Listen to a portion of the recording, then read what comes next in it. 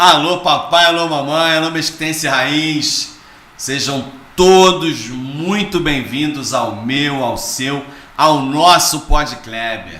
Esse programa irreverente, divertido, denunciativo, assim, bacana, articulado. A gente faz com muito carinho e hoje, em especial, a gente quer comemorar o Dia dos Pais.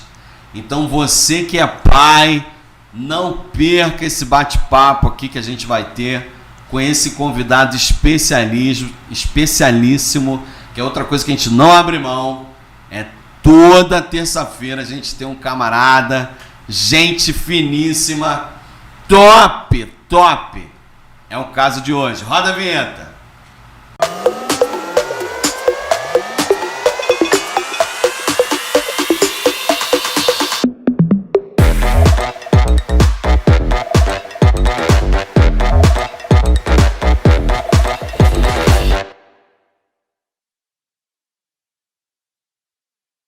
Bom, vocês já viram no flyer, mas agora vão conhecer face to face, Pastor Bauer. Muito boa noite, pastor, é uma honra tê-lo aqui com a gente. Muito obrigado pela sua presença. Pastor Bauer é pai da futura doutora Priscila, da doutora Daniele e do Felipe. E já é avô do Afonso e do Edgar, esposo da queridíssima pastora Raquel, há 38 anos. O cara já era casado quando eu quase nem tinha nascido. Olha isso. É muita história para contar para nós, né? E é líder do Ministério Rema, junto com a pastora Raquel. Muito bom. E é flamenguista, muito bom. Pastor Bauer, muito obrigado. É uma honra recebê-lo aqui. A gente fica muito feliz de ter a presença do ilustre amigo aqui com a gente, para bater um papinho aí sobre paternidade, tempos difíceis. Verdade. Mas é isso. Seja bem-vindo. Prazer enorme estar aqui contigo, Kleber, e poder falar a essa cidade, falar ao Rio de Janeiro, falar ao Brasil sobre esse tema lindíssimo. Deixa me dizer logo, uma das minhas maiores felicidades é ser pai. Que bacana. Pensa num homem feliz de ser pai. Legal. Porque é um dom lindo e maravilhoso, e eu, pela bondade de Deus, eu fui muito feliz, né, na criação dos meus filhos. Meus filhos deram certo, e eu quero agradecer a Deus aqui, e a oportunidade de dar o meu testemunho, de contar a minha experiência como pai. Tá certo? Bacana. Obrigado muito por bom. estar aqui. Bacana. Então, já nessa pegada, bom, ninguém brota, né? Ninguém, assim, de repente brotei. As pessoas têm uma história, né? Tem um acúmulo de experiências, relacionamentos, né? Vivências. Claro que aqueles que são mais sensíveis à voz do Espírito Santo conseguem caminhar mais facilmente, né? Verdade. Digamos assim, posto dessa maneira. Mas eu queria que o senhor fizesse um exercício de memória. Como é que foi a relação? Bom, maravilhoso ser pai, eu sou pai também, mas a minha é novinha ainda, adolescente. Aliás, um beijo para ela, filha, um beijo para você. Como é que era a relação do senhor com o seu pai? O Kleber, eu tive a tristeza, né, a infelicidade de perder meu pai com 14 anos. Adolescentezinho, Mas olha como é que é forte. Meu pai eu perdi em 76. Nós estamos em 2023 e eu ainda lembro de maneira patente em minha mente do meu relacionamento com meu pai. Olha isso, mais de 40 anos. Sim, que foi muito curto e está lá muito distante, mas lembranças lindas e maravilhosas. Meu pai era um ser maravilhoso, um homem alegre, brincalhão, e que mostrava muita felicidade em estar comigo e com meus dois irmãos. Eu tenho 2 irmãos em São Paulo. Então, mais novos ou mais velhos? Mais novos. Eu sou o mais velho. Primogênito. Tenho um do meio e um caçula. Um abração para eles lá em São Paulo. Bacana. E meu pai o pai em si, né? Na verdade não é o meu pai. O pai em si, o bom é lembrar, todos nós lembrarmos do pai e dar essa vontade de sorrir, não é? E quem não tem mais como eu, dá aquela saudade gostosa. Sim. Porque esta deve ser a figura do pai. Uma figura que nos traga alegria, né? Sim. Embora eu não tenha mais, eu me lembro com muita satisfação. Mas lembra saudosamente, lembra dos papos. Bacana demais. Meu pai chegou a ser aspirante do Fluminense. Antigamente era juvenil, aspirante profissional. Chegou até a ficar na reserva do Fluminense. Olha, e ele isso. ensinava a gente a chutar a bola, a dominar a bola. Ele ensinava a gente um montão de coisas que a gente pode e não pode falar. Mas aqui. Aprendeu? Aprendi, mas não pratiquei. Aprendi, mas não pratiquei. Bom, ele não influenciou muito, você virou flamenguista, né? Meu pai era tricolor. Apesar que ele podia ser flamenguista também ali. Não, ele é Todo tricolor. mundo tem um pouco de flamenguista. Né? Verdade. Meu pai era legal. Mas nessa época o Fluminense era potência, né? Era. 7,5. Estamos falando de 7 e pouco, Era. Bacana Meu demais. irmão caçula é tricolor. Conseguiu influenciar o mais novo. Falando de pai, né? Essa coisa do pai é legal, né? Eu sou o mais velho. Aí ele perguntou, Balzinho, qual é o teu time? Eu não sei porquê, o Flamengo. Aí ele era... Ele ficou chateado? Ele era ignorante, ele não tinha cultura, mas era inteligente. Aí ele deixou rolar. Aí o Álvaro, do meio, ele perguntou, Alvinho, qual é o teu time? É o Álvaro, eu sou Botafogo. Aí ele, pô, tá legal. Aí nasceu o Mauro e falou, Mauro, você não tem conversa, você é tricolor. já imputou. Senão eu fico sem ninguém, né? É isso aí. Mas não tem nenhum vascaíno. Não, vascaíno... Não dá, né? Não dá. Vascaíno. Coitado dos vascaínos. A gente tem alguns por aqui, às vezes fica escondidos. A maré não tá boa, né? Então... Qualquer hora dessa eles vão ter uma chancinha de aparecer. Ganharam esses dias aí, né? Parece que é um... Estão subindo. É uma pena, às vezes, a direção dos clubes. Os líderes em geral, né? Acho que a gente se depara, às vezes, com um líder que não tem, às vezes, muito trato, mas é firme no que faz. Sim. E líderes que tentam, às vezes, ir levando, como o Padre Senhor, né? Ia levando, vamos ver, a malandragem, né? A malandragem no sentido positivo da vida. Sim. E vamos ver no que vai dar. Só que dependendo dos interesses envolvidos no processo, você acaba desandando o angu, empolotando o angu todo. Sim. Porque a gente se depara com situações, por exemplo, no dia a dia de grupos, no dia a dia da igreja, no dia a dia de clubes. Quando a gente percebe que a liderança não tem pulso firme, não assume a responsabilidade, a tendência é cada um remar para o seu interesse. Verdade. Para algum lado. A gente tem, por exemplo, vou lhe dar um exemplo do Flamengo, que foi eliminado semana passada da Libertadores. A gente percebe que o clube ele tem muitas estrelas, né? Sim. Muitos medalhões. Sim. O time é um time que já consegue, é um time vencedor, já ganhou de tudo, só não ganhou o Mundial, mas já ganhou de tudo. E aí se depara hoje com uma liderança que não é historicamente firme, ou pelo menos a gente vê, né? Eu sou torcedor, não estou ali no bastidor, não sei o que acontece. Sim. O que a gente sabe é que tem brigas, cada um querendo liderar o outro, fazer um processo. Quando a direção não é firme no seu direcionamento, na sua orientação, cada um vai fazer o que quer e aí não alcança o objetivo. Transfigurando isso para a questão da família. Boa. Quando o pai, de um modo geral, e a gente percebe algumas famílias que são famílias disfuncionais, sim, você vai olhar a figura do pai, o pai não é um pai firme. O firme que eu quero dizer não é um firme de ser grosseiro, não é isso. Não. É um firme de... Há que ser firme sem perder a ternura, né? Sim. Você pode ser terno, mas dizer, olha, você tem que fazer... Existe uma responsabilidade, Deus vai me cobrar por isso. Então você tem que seguir esse caminho.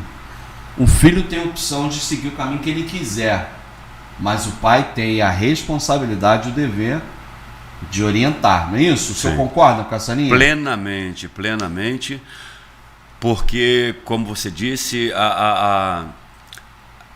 eu acredito que a destruição da sociedade passa pela desconstrução da família, e a desconstrução da família passa pela irresponsabilidade dos pais. O pai que não exercer bem o seu papel está contribuindo para uma família disfuncional e para uma sociedade totalmente distorcida. Eu, por exemplo, eu uso muito o meu papel, nós usamos muito o nosso papel, eu e a pastora Raquel, de presidentes, de líderes da igreja, nesse trabalho de construção da família, porque é sabido por todos que a família é a célula máter da sociedade. Tudo começa ali em casa, não é verdade? Sim. O problema que a gente vê estourando na cidade tem fulcro lá na família, né? Na disfuncionalidade da família. E esse bate-papo aqui é para chamar a atenção dos pais para a beleza do seu dom e a grandeza da sua responsabilidade. Exatamente. Não é verdade? Exatamente. O teu filho será aquilo que você instruí-lo e direcioná-lo amanhã. Como a gente bateu um papo aqui em off, eu te disse que sou muito feliz de ter, eu talvez não dê o detalhe, a minha Priscila, ela é dentista, já formada há mais de 10 anos e terminando medicina. Olha isso. A minha Daniela, ela é dentista e agora médica, exercendo há 1 ano medicina. Quer dizer, eu te disse em off, né, que eu sou muito feliz por ver minhas filhas realizadas. Mas isso requereu um trabalho. Isso não nasce, né? Não é à toa, né? Então, você, pai que está nos ouvindo agora, se você assumir a tua responsabilidade, você vai ver, você vai ter esse êxito. Então será um êxito particular e pessoal que se revertirá na grandeza da sociedade. Exatamente. Não é maravilhoso? Maravilhoso. Maravilhoso. Porque você tem essa coisa da responsabilidade, é interessante, porque ela requer limites, orientações e presença. Show. O que a gente hoje percebe é que como os pais se sentem muito, a grande maioria pelo menos, com certo receio de generalizar demais, ele é o provedor, se sente na obrigação de suprir a família, aí já não consegue suprir da maneira como deveria, plenamente, e aí a mãe também vai para o mercado para tentar suprir, e aí os filhos ficam à deriva. E aí, para compensar uma presença, uma ausência, dá presente. Ou vai ali tentando contemporizar alguma situação que não é real, não é bacana. E aí vai desandando. E aí a gente vê adolescentes com fragilidades emocionais, porque não sabe receber um não. Verdade. Receber um não, acabou o mundo. Indecisos. O que eu vou fazer? Para onde eu vou? Sim, inseguros, né? E aí, inseguros. Verdade. Isso é um efeito cascata, como o senhor falou, a base de qualquer sociedade é a família. Sim. Se a família está destituída da sua função primária, meu Deus, o negócio desanda, né? Verdade. É uma pena. E o pai tem que assumir a responsabilidade. Aqui em off, você, Kleber, me falou uma coisa que eu vou até usar, me permita usar Sim. isso. Domingo passado eu dei uma aula, permita-me dizer, né, na igreja, sobre a desconstrução da masculinidade bíblica. Foi a nossa aula. Olha isso. Que aula linda, e coube-me a mim dar essa aula. E eu me lembro que a minha filha, que é superintendente da escola dominical de nossa igreja, ela falou: pai, essa aula é a tua cara, ó.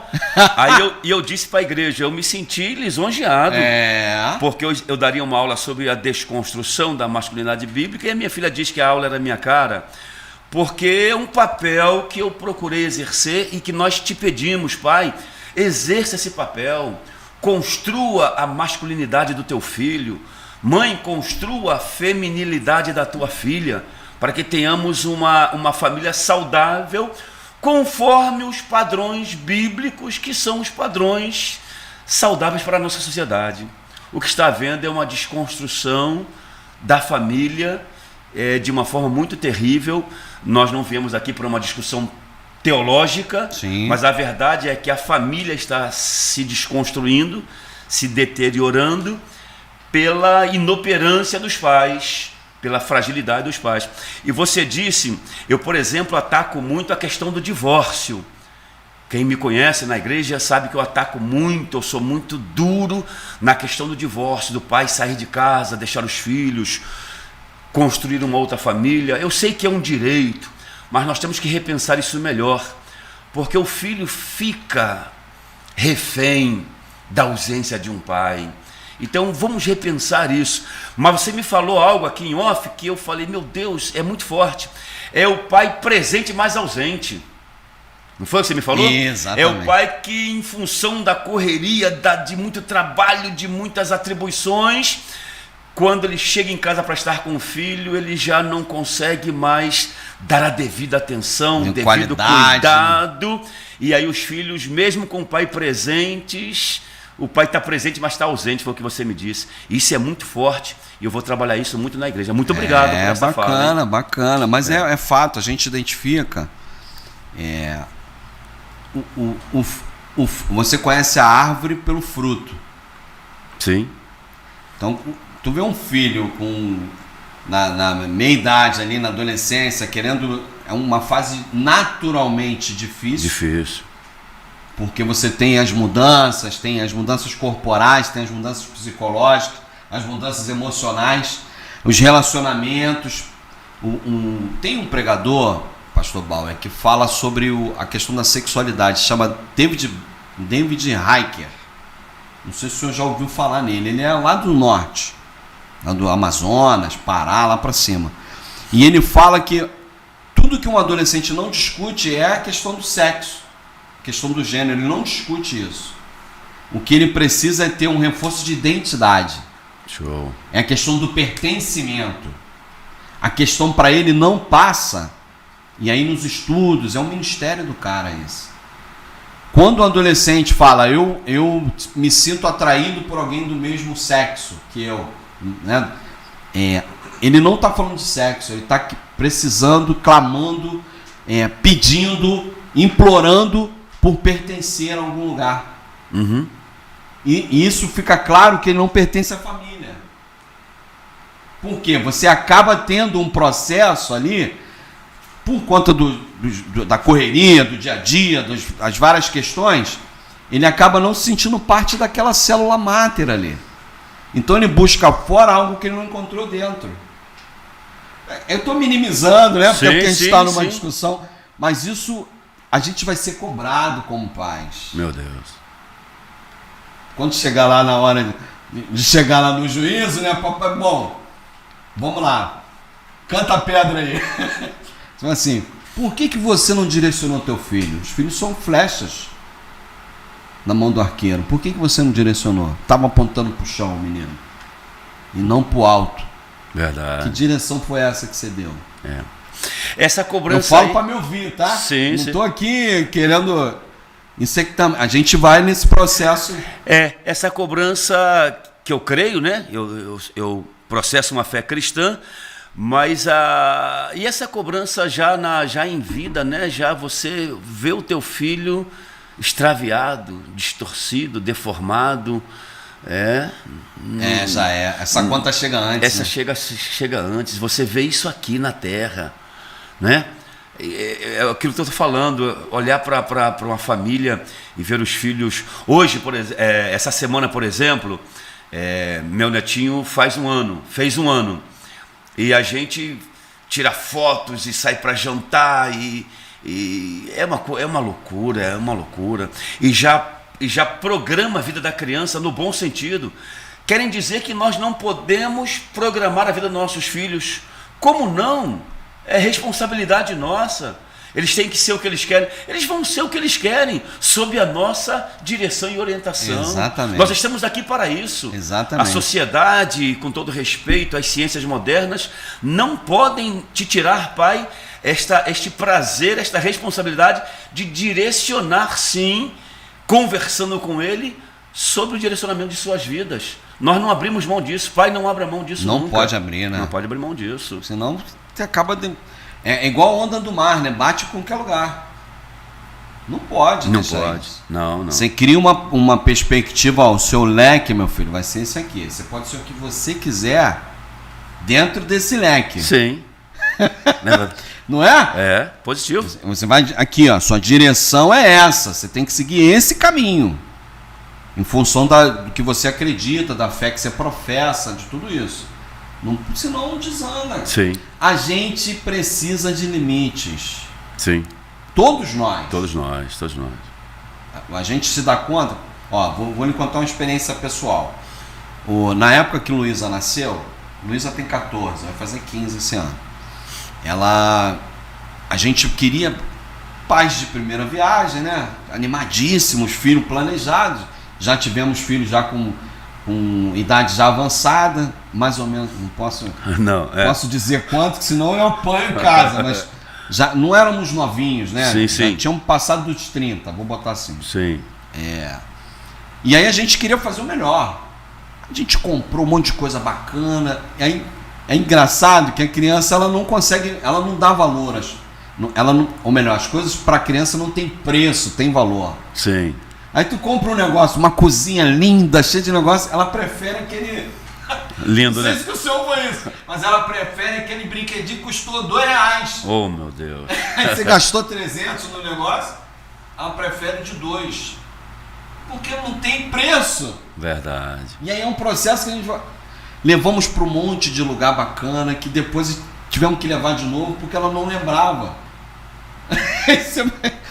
Assim, você coloca uma perspectiva na criança e aí são fases, né? Você vai acompanhando os processos. E é interessante. E tem pai que esquece que é maravilhoso dar tudo isso, né? Mas o lindo que para eles o melhor é estar ali com a gente. Exatamente. O lugar, eles vão estar sorrindo ali, né? Lá em Penedo, lá em Petrópolis e lá em Mesquita também, eles vão estar felizes com a gente. Do mesmo jeito. Né? É aquele negócio, né? É um jargão pequeno, mas eles não querem presente, eles querem presença. Isso é maravilhoso, maravilhoso. E a partir daí você vai convivendo com as diferenças, vai conhecendo as crianças, né? Vai vivendo o cotidiano dos filhos, a descoberta das mãos, da boca, dos pés, né? Isso é maravilhoso. O senhor está vivendo isso agora na condição de avô, né? Que deve ser melhor ainda, melhor né? ainda. O século XXI nos impõe isso, né? Eu tenho o privilégio de, um pouquinho da minha vida, né? Como pai, eu vou para a igreja, faço os trabalhos, eu sou encarregado da obra da igreja, tudo enquanto a obra passa por mim, e boto o pessoal para trabalhar e tal. Quando dá 11h30 ali, eu deixo tudo funcionando e corro no colégio e pego o meu neto. Pego o neto no PEC em Nova Iguaçu, venho aqui em Mesquita e pego o pequenininho. Pego de 10 anos em Nova Iguaçu, venho daqui e pego de 1 ano. E levo para minha casa. E ficam na minha casa a tarde toda. Olha isso. À noite o pai e a mãe passam lá e levam para casa. Isso é um privilégio. É um privilégio. E uma responsabilidade. Uma responsabilidade. Porque nisso nós estamos ajudando na construção do ser. Eu como homem, mostrando para eles as coisas de homem. A minha esposa... As referências ali é importante. Mostrando a sensibilidade da mulher. E aí a criança cresce equilibrada. Não é verdade? E eu disse domingo retrasado na igreja, se não precisasse de pai e mãe, nós seríamos hermafrodita. Então, pai, não esqueça da tua responsabilidade. Eu não quero te colocar um peso além do que você já tem, mas é uma responsabilidade gostosa. Sim. Eu disse, depois fiquei preocupado pro meu neto esses dias, que ele tá meio preguiçosinho, né? Um beijão, Afonso. Falei, cara, você pode ser o que você quiser. Porque os teus avós chegaram, tua mãe, teu pai chegaram, e você é só escolher. Pô, não me decepciona não, cara. Você pode ser o que você quiser. Eu e a tua avó tivemos que fazer muita força. A tua mãe tá tendo que fazer força, mas menos. Você terá que fazer menos forças ainda, porque você terá toda uma estrutura por trás. Então isso é maravilhoso, você trabalhar essa ideia nas crianças. Sim. E você, pai, não pode perder isso de vista. Não pode deixar solto. Não pode cair num egoísmo cego e deixar isso solto, né, usando o teu termo. Vamos atentar para essa beleza desse dom. Eu vou voltar à carga. É um dom que precisa ser exercido.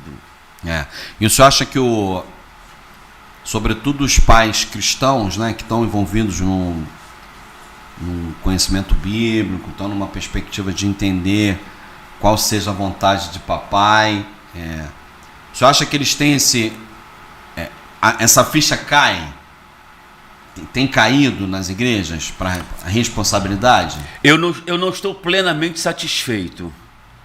Inclusive, deixa-me dizer aqui, você me disse em off que a tua formação é sociologia, né? Sim. Eu estou gostando demais da conversa, porque eu sou um pastor, eu não sou fundamentalista, sabe? Eu não acho que só a igreja Assembleia de Deus está certa, onde eu fui criado. Eu acho que o cristão, ele tem a sua importância na sociedade, assim como o católico, assim como as demais religiões. Eu respeito a todos. Sim. E aliás, estamos falando de paternidade, não estamos falando de religião. Sim, exatamente. É uma responsabilidade a despeito da religião, não é verdade? Fato. Então nós estamos aqui conversando com todos os pais. Sim. E eu, por exemplo, trabalho essa questão na minha igreja, o padre trabalha essa questão lá com os seus fiéis, e você de outras religiões, já que o Estado é laico, temos todos os direitos de servir, de exercer uma religião, de adorar o nosso Deus, mas exerçamos esse princípio da paternidade que cabe a todos nós, conforme o nosso entendimento. Porque os nossos filhos precisam. Nós não podemos abrir mão de tamanha responsabilidade, prazerosa responsabilidade. É fato. E em algum momento a gente vai ser cobrado. Voltando à tua pergunta, a igreja, eu com muita tristeza falo isso, sem fugir. O primeiro casamento que eu celebrei como condutor, como pastor, foi em 89. Eu tinha 27 anos, recém-consagrado a pastor. Fui consagrado a pastor com 27 anos. Novo. Novinho. Bacana. E eu fiz um casamento, me lembro como se fosse hoje. E o casamento, esse casamento durou muitos anos. Inclusive, algumas pessoas, quando queriam casar na igreja, diziam: quando eu for casar, eu quero que tu faças o casamento, porque casamento que você faz dura. Aí eu ficava até feliz, né? Achava aquela coisa gostosa. Até que aquele primeiro casal que eu casei se divorciou. E aquilo foi eu sofri um impacto negativo. Foi um choque, né? Foi um choque. E hoje, eu vejo que muitos casamentos que eu celebro, é comum no ano, Kleber, eu fazer 5, 6, 8, 10 casamentos. E infelizmente, muitos deles ruem com 3, 4 anos. Então, a tua pergunta é muito séria. Até dentro da igreja, o casamento não está sendo levado a sério, na minha ótica, como deveria. Porque o casamento é uma instituição divina, ou um contrato, como tu queiras, mas uma coisa muito séria, porque nele nós vamos construir uma família e vamos ter filhos que precisarão de nós para ser criados com equilíbrio. Aí, voltando o papo de pai, está entendendo a nossa conversa aqui? É um chamamento de atenção, é uma exortação, mais do que uma exortação pastoral, mais do que uma exortação teológica, mais do que uma exortação sociológica, mais do que uma exortação filosófica, é te chamando para o teu dom, para a tua responsabilidade. Isso é muito sério. É muito sério. Muito sério. A gente se depara com... Eu acho que a modernidade, ela traz muitos benefícios. A gente não está aqui desconstruindo isso, não é isso. Mas com os benefícios existe a responsabilidade, né? Sim. Quando você consegue ascender na perspectiva de consigo não fazer tanta força hoje para que o filho tenha acesso a determinados bens, a informações, a conteúdos, mas que prescindem de uma orientação, porque senão não vai. Você tem acesso tudo, vamos lá dar um Google, né? Não tem mais enciclopédia, né? O ato de pesquisar e tal. Para o bem e para o mal, né? Sim. Mas até o que pesquisar, você tem que se direcionar. Olha o pai aí. Você tem que saber o que seu filho está vendo. Show. Saber a senha do celular, coisas práticas. Sim. De vez em quando dá uma blitz no celular. Positivo. Está acessando o quê? Está falando com quem? Positivo. Isso é chato. É chato mesmo. Enquanto você não tiver a responsabilidade de decidir claramente qualquer situação na sua vida com consequências, porque tudo tem consequências. Sim. Boas ou ruins. Sim. Né? Acho que eu estou sendo até mais general do que... Mas é fato. É fato. Senão não... É isso, as famílias vão cada vez mais disfuncionais, a sociedade acaba recebendo o impacto disso, e aí é volúvel. É muito volúvel. Isso que você está dizendo é sério, porque daqui, do lado de cá, nós pais estamos tentando dar aos nossos filhos todo o caminho para a felicidade, né, para a realização. Mas do outro lado, né, do lado contrário também, eles têm tudo isso aí que pode desviá-los, né? Por exemplo, a questão das drogas, né? Eu não sei se é verdade, não é a minha área, mas o cara não precisa fumar uma maconha há um ano para poder gostar e nunca mais deixar, né? O cara não precisa usar a cocaína há um ano para usar e nunca mais deixar, né? Dizem que com 1 ou 2, 3 usos é capaz de... Já cria uma dependência. Já cria uma dependência, um apego. Então nós temos que estar muito ligados, muito antenados. Porque num cochilo, a gente não precisa dormir 1 ano, não. A gente pode dormir 2 vezes e o nosso filho já se desencaminhar. Olha que responsabilidade. Olha aí. Não é verdade? Isso é complicadíssimo. Isso é complicadíssimo. E com as pressões atuais, né, você acaba... Se não tiver ali, aí a presença de qualidade. Né? Sim, a presença de qualidade. Você tem que conhecer ali. Caímos lá. Voltamos lá. Porque acaba... tudo se resume na presença. Presença. E já que esse papo é muito bom, o pai... eu, por exemplo, quando trago... eu tenho que falar de neto agora, que minhas filhas estão grandes, né? Quando eu trago o meu neto do colégio, de 10 anos, o Afonso, a minha filha sempre pergunta: pai, como é que ele estava hoje? Show, né? Pai, como é que ele estava hoje? Aí eu digo: falante, brincalhão, contei uma piada para ele, riu pra caramba e tal. Aí: pai, como é que ele estava hoje? Hoje ele está meio quietão. Já tem que ver. Porque se ele é falante e está quietão, o que está acontecendo? Alguma coisa está rolando. O que rolou e tal? E aí, cara, o que houve? Praia, bola, vamos conversar. É o pai, é o papel do pai. Se você moscar, com todo respeito ao termo, moscar 2, 3 vezes, já pode desregrar, enveredar por caminhos... Usando o exemplo que o senhor deu, um pai que não está presente ali, o filho muda o comportamento continuamente. Se o pai não tem esse conhecimento, não está ali no dia a dia, não vai perceber que tem alguma coisa acontecendo. E isso é sutil. Sutil demais. Então no dia a dia é importante ter presença. Porque senão não... Na adolescência, é aquilo que a gente falou, já você tem uma série de questões. Sim. Se não perceber, como é que faz? Se não bater um papo, se não... Né? Eu diria que talvez seja extremo que eu vou falar, é um policiamento 24 horas. 24 horas. É um policiamento 24 horas. É atenção o tempo todo, né? Tá ali atento, tudo com as antenas ligadas. Outro dia saiu todo mundo lá em casa e eu fiquei com um netinho de 11 meses, que fez 1 ano agora. Aí, rapaz, e eu cansado, ele brincando e eu querendo cochilar, mas não podia cochilar, não podia, né? Que tava ali. Olha só, cai bem esse fato que aconteceu essa semana. E aí, aí botei ele para tentar, ele tá querendo andar, engatinhar, aí ando com ele para um lado, para o outro, aí fui pro quarto do mais velho. Aí tinha um campinho de futebol lá, um brinquedinho, e aí ele brincou lá no negócio, aí tinha uma bolinha do campinho de futebol, uma bolinhazinha. Rapaz, ele rápido assim, se você se cochilar, ele pegou a bolinha e já ia botando na boca. Olha isso. Meu irmão, e eu captei. Aí eu corri e tomei a bolinha dele.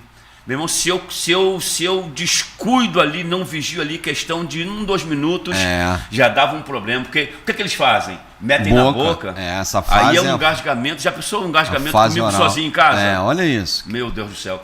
Esse exemplo vem mostrar o quanto nós pais temos que estar atentos, mas muito atentos mesmo. Muito legal esse papo aí, muito legal. Então você aí, fica ligado, acho que é importante. Participa com a gente, mande as suas questões, faça os seus testemunhos, seus depoimentos. É importante, nesse Pod Kleber comemorativo aqui do Dia dos Pais, a gente fazer um trabalho aqui de conscientização, né? Digamos assim. Possível. Podemos. Tô até entrando numa vibe de falar sobre isso aqui com o nosso querido Bauer, pastorzão aqui, que me deixou muito à vontade para falar do que eu acho, do que eu penso. E normalmente eu deixo o convidado à vontade, né? Mas é um tema que me motiva muito, né? Porque são questões muito suaves que vão entrando devagar. Sim. Se a gente não atenta, a gente acaba dando margem para a criação de filhos muito mimizados. Verdade. Porque aí a mãe acaba vendo que o negócio está desandando, ela assume a responsabilidade que não é dela, e que já tem muita responsabilidade. Sim. E aí a ausência do pai reflete negativamente em praticamente tudo na relação familiar. Então é importante estar atento a isso. Então você que está com alguma dificuldade, é importante refletir sobre isso. Existem livros, existem mentores, existem líderes que trabalham esses assuntos. Sim. É importante procurar. Um deles está aqui comigo, estou entrevistando aqui, ó. Como é que o senhor falou da aula? Desmasculinização. É a Escola Dominical de Domingo Retrasado na Igreja, lição 6 da CPAD, é um tema... tratou desse assunto, a desconstrução da masculinidade bíblica. E coube a mim dar essa aula e foi legal, o pessoal gostou bastante. Bacana. E domingo passado agora, o assunto é a desconstrução da feminilidade bíblica. Essa lição, esse trimestre está muito bom. As pessoas entenderem os seus papéis. Seus papéis. Não é um ou mais importante que o outro, são papéis diferenciados. Posso contar mais um testemunho nessa vibe aí? Fique à vontade. Como eu disse, eu acho que já disse aqui já no podcast ou em off eu falei contigo sobre a minha, eu falei contigo quase que perseguição, a questão do divórcio. O casamento é muito sério. Essa semana pregando na igreja, eu falei que na hora de decidir, nós somos muito ou procrastinadores ou precipitados. Falei sobre a questão de... É tempo de decidir, foi o tema da mensagem.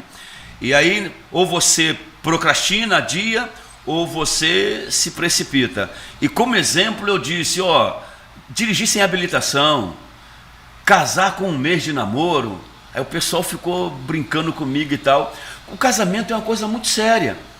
Já que a gente está falando de pais, antes de você ser pai, você contrai um relacionamento. E para construir o relacionamento, você tem que namorar e conversar. Conhecer a pessoa com quem você vai fazer um contrato, vamos dizer assim, ou no cartório ou na igreja, para viver a vida toda. Porque o casamento é para a vida toda. É para a vida toda. E como é que você faz isso de uma forma tão incipiente ali, inesperada, sem conhecer? Não sabe se a pessoa deixa a toalha molhada na cama. E eu ataquei isso, não é verdade? Então a gente voltou um pouquinho nessa coisa da paternidade, mas está dentro, não está dentro? Totalmente. E eu, por exemplo, eu queria falar isso. Eu ataco muito os pais irresponsáveis, eu ataco muito os pais que vão embora. Eu sou duro, sabe? Eu peço até perdão nos meus excessos. Eu não estou pedindo perdão no fato. Eu continuo achando que é errado, que não está certo, que você tem que lutar mais. Eu peço perdão pelo meu extremismo. Uma vez, olha, Kleber, como é que a coisa é marcante. Por alto, há uns 25, 30 anos atrás. Mais de 30 anos atrás. Porque foi antes do Rema. O Ministério do Rema fez 30 anos agora. Alguém me ligou, uma irmã me ligou. Pastor Bal, o senhor vem aqui na minha casa agora. Eu estava trabalhando na minha casa. Eu falei, mas o que aconteceu? Não, o senhor vem aqui agora, senão eu vou fazer uma besteira. Aí eu falei, calma, que eu já estou chegando. Aí, deixou tudo lá e correu. Eu estava trabalhando na minha casa, na minha obra, corri, tomei um banho, peguei o carro e parti para a casa da irmã. Meu Deus do céu, essa irmã estava recém-separada. Eu falei, meu Deus, o que aconteceu? Pensei um monte de coisas, né? Nossa cabeça vai a mil. Quando eu cheguei, eu falei, fulano, já cheguei preocupado de ter algum incidente. Aí ela, senta aí, eu quero conversar contigo. Aí, o que foi? Você sabe que eu estou separado, não sabe? Eu falei, sei, infelizmente acompanhei a tua vida como um todo. E eu não aguento, eu não suporto a ideia de estar separada dele e ele trabalhar aqui em frente à minha casa do outro lado da rua. Aí eu relaxei e falei, ufa, é isso? Pô, que pressão! Imagina a pressão! Eu fui correndo. Aí eu falei, é isso, fulano? Aí ela falou assim, por quê? Isso não é um problema, isso é uma bênção. Aí ela, como assim? Ela deu um grito. Eu falei, diante do grande problema da separação, o fato do teu marido trabalhar aqui em frente, os teus filhos vão sofrer menos o impacto da ausência do pai. Aí ela... mostrou uma outra forma de ver. Ela tomou um susto. Você então vê isso como uma bênção? Não, eu vejo e você tem que passar a ver isso como uma bênção. Porque os grandes sofredores com a separação não seria ele nem você, seriam os filhos. E no que vocês estão separados mais próximos, o impacto será menor. Entendeu meu raciocínio? Sim. Eu falei, rapaz, esse fato marcou a minha vida. Quem me conhece lá na igreja sabe que, posso até dizer isso porque é fato, as pessoas quando querem ir para o gabinete e pedir embasamento para uma separação, eles procuram mais a pastora Raquel. Mas, entre aspas, mais fácil. Ela tem uma gama de admissões maiores. Ah, sim, permite mais coisas. Permite mais coisas. Ela entende mais. Quando eles vão comigo, eu falo, se forem... O senhor mais se ensina ou não? Não, é não. Ah, eu farei de tudo para dizer não. Para me darem uma razão para eu admitir o divórcio, tem que ser uma razão muito profunda, grave. Séria. Essas coisinhas de nada, então eles me procuram muito pouco, porque eu farei de tudo para demovê-los da ideia. Sim. Porque nós estamos falando da construção de uma família e quem vai sofrer muito são os filhos. Você resolve a tua vida muito fácil, homem. Você resolve a tua vida muito fácil, mulher. Os filhos é que sofrem demais. Posso dar mais um exemplo? Claro, fica à vontade, a casa é sua. Eu sou pastor dessa área. Fui fazer uma visita uma vez, eu visito aos domingos, as famílias. Toda família que vai para a minha igreja, eu faço questão de visitar para conhecer a estrutura da família. O dia a dia ali, o cotidiano. Eu gosto disso. Eu gosto de pastorear famílias. Fui visitar uma família que o pai tinha ido embora de casa, construído uma outra família. E a mãe falou assim, ele marca de vir ver o filho e às vezes não vem. E o menino está, me ajuda na palavra, ele está se desencaminhando. Achei a palavra. E naquele dia, secretário, o pai ficou de ir visitar o filho. Era mais ou menos 1h30 da tarde, eu estava saindo da visita e o pai não estava lá. E eu contei por baixo umas 4 ou 5 vezes que o menino saía daqui da nossa reunião, ia lá fora na e voltava. Expectativa. Ia lá fora e voltava esperando o pai. Nós saímos e o pai não foi visitá-lo. E a mãe disse, ele não vem mais hoje. E nós éramos mais ou menos uns 5, 6 homens. E nós saímos de lá chorando. Tem um presbítero nosso, presbítero Nelson, a quem manda um abraço. Ele saiu literalmente chorando. E esse menino está desencaminhado hoje. Esse menino está desencaminhado hoje. Olha isso. Então eu vou morrer lutando pela manutenção da família. Eu acho que é uma missão minha. Eu fico muito feliz quando uma família chega no gabinete querendo divorciar e eu consigo demovê-los desta ideia. Bacana. Já aconteceu muitas vezes? Muitas vezes, numerosas vezes. Que bacana. A nossa luta é nesse campo. Não sei se eu poderia dizer isso aqui, atacam muito a igreja evangélica e a igreja católica e a religião como um todo, mas, queridos, a religião ela é boa.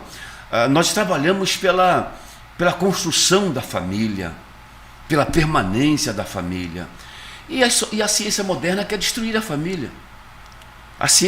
Tudo que a ciência moderna está propondo caminha para a destruição da família. E com todo respeito, vai bater de frente com a igreja, porque nós trabalharemos o quanto pudermos pela construção da família. Por isso, meu prazer de estar aqui e falar para a paz aqui nesta noite linda. Muito obrigado pela oportunidade de chamar a atenção para os pais, para esse dom maravilhoso. A gente é que agradece, foi bacana demais esse bate-papo. Então, sinta-se homenageado, você papai, você mamãe também, mas o Dia dos Pais, né? O Dia dos Pais. Já tem as mães aí, já passou o dia delas. Posso dar mais um conselho para os pais? Diga. Papai, para relaxar um pouquinho. Sim. Teve uns anos aí que os meus presentes não vieram como eu queria. Aí eu fiquei meio chateado, né? Ficou chateado. Pô, dia das Mães, aquela festança, não tem presente, eu falei, não tá certo esse negócio não. Aí fui orar, porque eu sou pastor, né? Sim. Tudo meu em oração. Aí Deus me orientou, eu vou passar para você agora. Então vamos lá. Sabe o que eu faço? Sim. Eu vejo tudo que eu preciso e digo assim, escrevo assim, ó, presente para o Dia dos Pais. E faço aquela lista dentro de todas as minhas necessidades e coloco na geladeira. Olha aí, dica de ouro, hein? Dica de ouro. Dica de ouro. Coloco na geladeira. Secretário, deu certo. Não tem um ano que eu não receba tudo e olha isso. Sobejamente. Aí, olha isso, ó. Deus funcionou com o pastor, viu? Vai que funciona contigo também. Então aproveita aí, se você não recebeu ainda, né? Aproveita. Esse ano não dá mais tempo, né? Mas ano que vem, os anos seguintes. Mas vai que não recebeu e pode receber ao longo do mês. É isso aí. Coloca a lista e já pensa. Observação, ainda estou aberto. Isso aí, muito bom. Muito bom. Então, muito obrigado pela sua audiência. A gente fica muito feliz. Compartilha esse link aí, que esse papo é importantíssimo chegar para muita gente. Então, quanto mais você movimenta lá, compartilha, comenta, curte, a plataforma entende que é relevante e entrega para mais pessoas. Então, muito obrigado pela sua audiência, muito obrigado, pastor Bauer, pelo papo aqui, por essa aula, né, de vida, bacana demais, a gente fica muito lisonjeado. Mande um grande abraço e um beijo para a pastora Raquel, obrigado, nossa querida, e vamos na paz, faça suas considerações finais. Como comecei, eu quero agradecer demais a oportunidade de estar aqui. Quando eu fui convidado, normalmente eu fujo, eu me esquivo, de coração, recebo bastante convites, mas eu sou um pastor simples, eu gosto de trabalhar mais ali no meu campo. Toda vez que tem que abrir um pouquinho mais, eu tremo um pouquinho. Mas como o tema era paternidade, eu confesso que me empolguei um pouco. Bacana. E espero que todos tenham gostado. E fica aqui a minha gratidão por poder contar a minha experiência, falar um pouco de tudo que eu vivi ao longo de 61 anos, né? A gente termina tendo o que dizer com 61 anos, na verdade. Bacana. E espero que sirva para você. Mais uma vez, perdoe os excessos. Eu procuro não ser fundamentalista, procuro não ser extremista, mas sou incisivo, sou intenso nas minhas crenças e parece-me que nós estamos com a verdade. Pai, você tem um papel a exercer, exerça-o e colha os frutos deste exercício. Bacana demais, a gente é que agradece a oportunidade. Valeu. Muito obrigado. Obrigado à minha equipe, a melhor do Brasil, costumo dizer. Os meninos são brabo. Obrigado à minha família, um beijo aí na Luísa, minha filha linda, Cristiane, minha esposa. E vamos dar honra a quem tem honra. Até terça que vem. Valeu!